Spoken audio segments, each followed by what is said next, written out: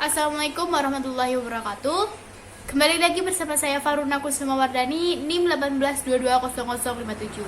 Nah, bertemu lagi di video mingguan mata kuliah hukum perusahaan kelas D, yang mana saya kali ini akan menyimpulkan materi tentang badan usaha yang tidak berbadan hukum.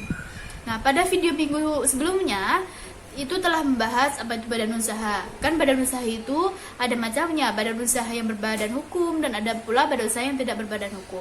Nah, di minggu ini yang dibahas materinya itu badan usaha yang tidak berbadan hukum. Apa itu?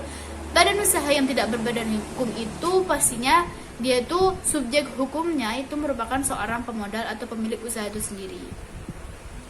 Terus segala kerugian, segala masalah yang ditanggung itu merupakan pemilik atau pemodal itu sendiri yang menanggungnya. Nah, contoh dari usaha tidak berbadan hukum itu kan usaha perseorangan.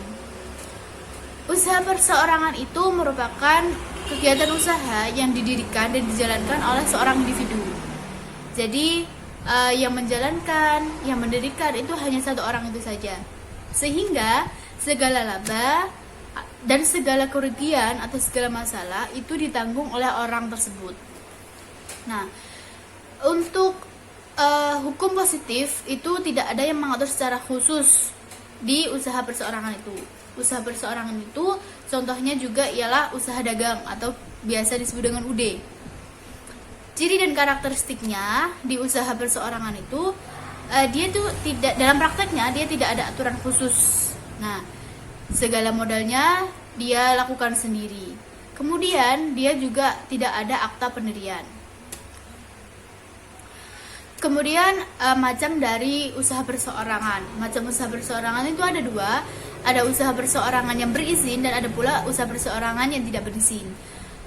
Usaha perseorangan yang berizin itu dia memiliki izin operasional dari Departemen Teknik. Kemudian usaha perseorangan yang tidak berizin itu contohnya ialah pedagang kaki lima, terus ada toko barang kelontong dan lain sebagainya. Untuk organ yang mengatur kepengurusan dan mengatur segala hal yang di dalam usaha perseorangan itu ya orang pemilik itu sendiri atau pendiri dari usaha tersebut. Jadi dia yang melaksanakan hak dan kewajiban, yang menanggung segala kerugian dan menjalankan itu orang itu sendiri. Lanjut, untuk pembubaran dari usaha perseorangan itu dia itu fleksibel karena dia merupakan didirikan oleh hanya satu orang. Jadi segala pembubarannya, segala pendiriannya itu tergantung orang tersebut. Kemudian lanjut ke mazhab atau persekutuan perdata.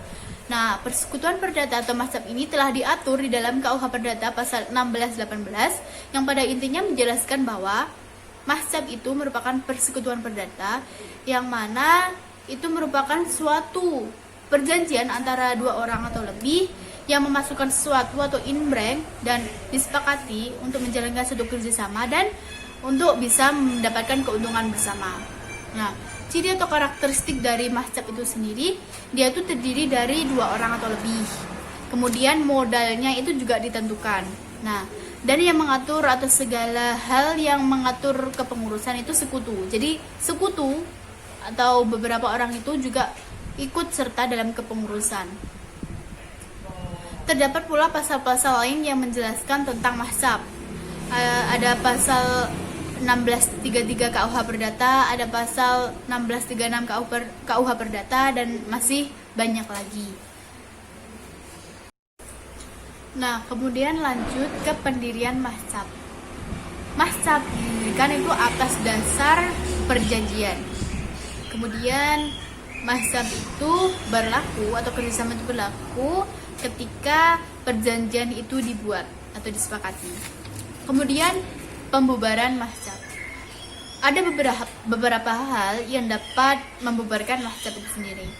Salah satu contohnya ialah apabila sekutu itu meninggal, maka mazhab itu dapat dibubarkan. Kemudian apabila terjadi sebuah kepailitan, maka mazhab itu juga dapat bubar. Lanjut ke musyarakah.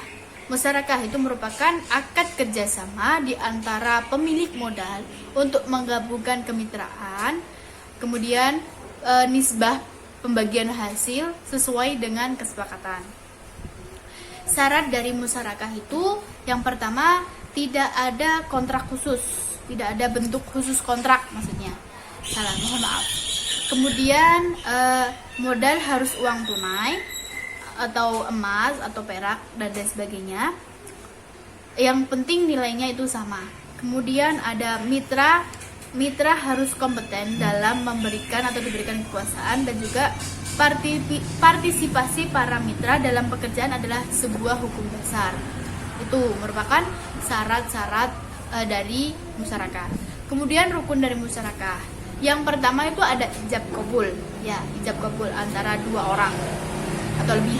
Kemudian ada dua pihak yang berakad itu, dua pihaknya itu. Kemudian ada objek akad dan ada nisbah bagi hasil. Nah, kurang lebihnya kesimpulan dari badan usaha yang tidak berbadan hukum seperti itu. Kurang lebihnya saya mohon maaf atas segala kekurangan saya. Wassalamualaikum warahmatullahi wabarakatuh.